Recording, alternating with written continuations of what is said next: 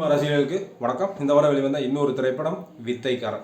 சதீஷ், ஆனந்தராஜ், சுப்பிரமணிய சிவா, சாம் அவரோட நடிப்பில் வெங்கி அவர்களுடைய இயக்கத்தில் வெளிவந்திருக்கும் படம் வித்தைக்காரன்.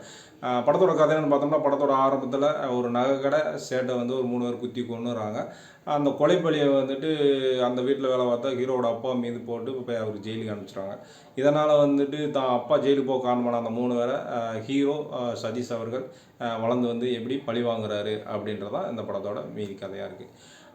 படமாக எப்படி இருக்குது அப்படின்னா, படத்தில் ஒன்று ஒரு நல்ல கண்டென்ட் இருக்கணும், இல்லை படம் சுவாரஸ்யமாக இருக்கணும். ரெண்டுமே இல்லாத ஒரு சுமாரான ஒரு படமாக தான் நான் அதை ஃபீல் பண்ணுறேன். படத்தோட ஹீரோவான சதீஷ் ஒரு மெஜிஷியனாக இருக்கார்.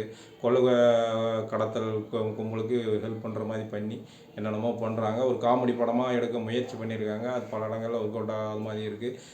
லேக்காக இருக்கிற மாதிரி இருக்குது, ஸ்லோவாக போகிற மாதிரி இருக்குது. ஸோ அதனால் படக்குழுவினர் மன்னிக்கவும், எனக்கு இந்த படம் மிக மிக சுமாராக இருக்கிறது. நன்றி, வணக்கம்.